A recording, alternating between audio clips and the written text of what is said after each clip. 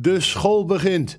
Eind jaren 50. Op de Middelburgse Herengracht zien we de oudste leerlingen van de gereformeerde lagere school aan het begin van hun schooldag. Ze zitten in de 6e klas. Nu noemen we dat groep 8. Hun meester is meneer Van Noppen. Hij is ook het hoofd van de school. Achter de school is het schoolplein, helemaal ommuurd. Vandaar dat iedereen door de voordeur naar binnen gaat. De dag begint met een zangles. We kunnen goed zien dat meester Isaac van Noppen de kinderen naar een hoog niveau probeert te tillen. Zangles is niet zomaar een liedje zingen. Hij leert ze handzingen. Elke noot heeft een apart handgebaar. Hoe hoger de hand, hoe hoger de toon.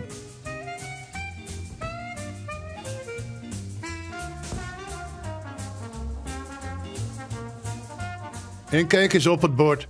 De kinderen moeten ook noten leren lezen.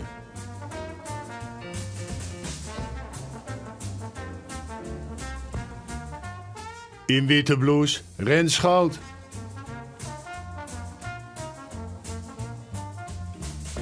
Marianne Baas, zij is de dochter van burgemeester Baas van Sint-Laurens.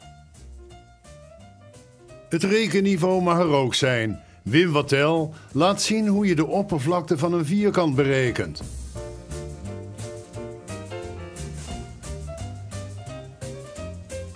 Vervolgens is het de beurt aan Jan Balieu uit de Jodengang.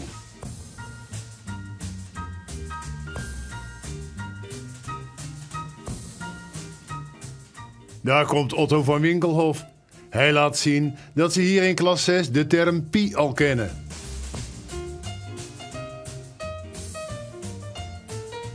En zonder mankeren berekent hij de oppervlakte van de cirkel.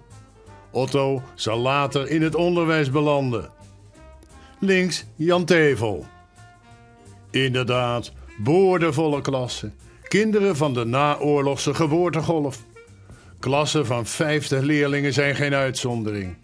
In het centrum, in de Gravenstraat, staat ook een gereformeerde lagere school. Ook boordevol gereformeerde babyboomers. In de 4e klas, die we tegenwoordig groep 6 noemen, geeft meester Van de Velde les. Het is tijd voor de rekenles. Alle kinderen werken tegelijk aan dezelfde taak. Werken op verschillende niveaus is er niet bij.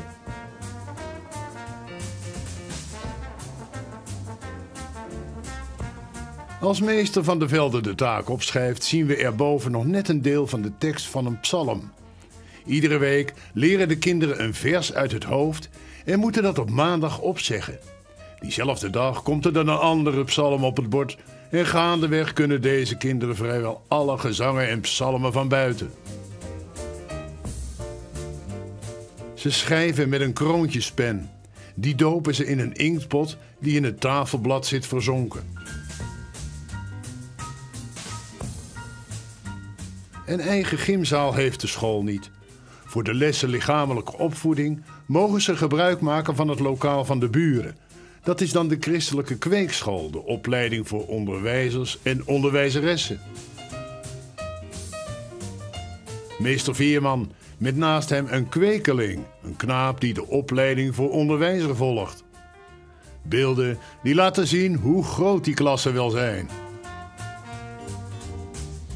Met zijn sierlijke handschrift laat meester Van Noppen zien wat we nu gaan bekijken. Juist, de ommuurde speelplaats. Boven de muur de achtergevels van de woningen in de Volderijlaagte. Talrijke middelburgertjes. Graag geven we deze kinderen, de 60-plussers van vandaag, even de tijd om zichzelf te herkennen.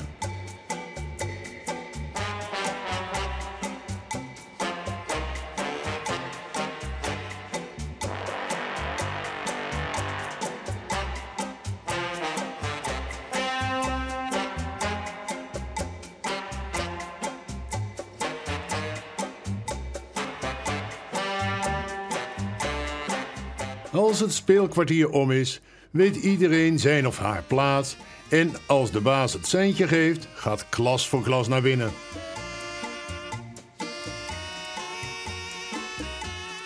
Juffrouw Brouwer geeft les in klas 1.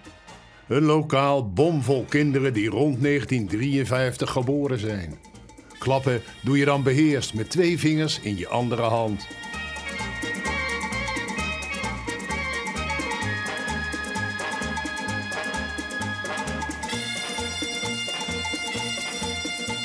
Op het bord een staaltje vakmanschap, een fraaie bordtekening.